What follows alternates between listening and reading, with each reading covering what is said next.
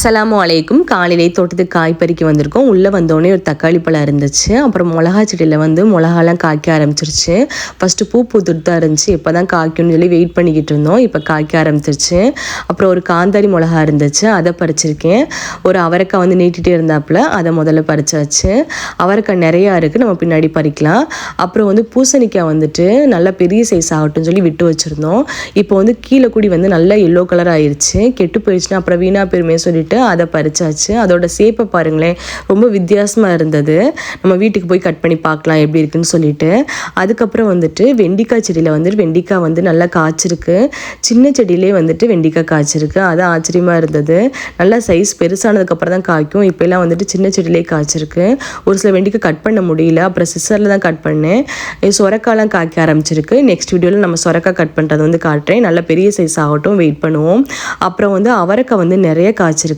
மாடி தோட்டத்தில் வந்து எங்களுக்கு அவரைக்காய் நிறைய கிடச்சிச்சு.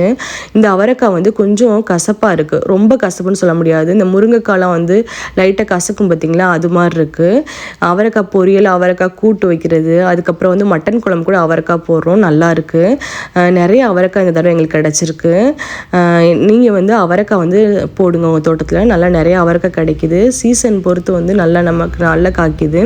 அப்புறம் வந்து பயிர்காய் 2-3 காஞ்ச பயிர்காயெலாம் இருந்துச்சு. எல்லாம் பறிச்சுட்டு வரும்போது தான் மிளகா செடியில் வந்து நிறையா மிளகா தெரிஞ்சிச்சு. நல்லா அந்த பெரிய மிளகாலாம் வந்து கொஞ்சம் காட்டம் கம்மியாக இருக்குது. இது அந்த காந்தாரி மிளகாலாம் வந்துட்டு ஒரு மிளகா போட்டாலே வந்து நல்ல காட்டமாக இருக்குது. 2-3 வெரைட்டியாக வந்து மிளகா செடியில் வந்து போட்டிருக்கோம். நிறையா மிளகா கிடச்சிச்சு. இந்த மிளகா வந்து இங்கே கிடைக்கிறதுனால கடையில் வாங்குறது இல்லை, இதையே வந்து பறிச்சுட்டு பயன்படுத்திக்கிறது.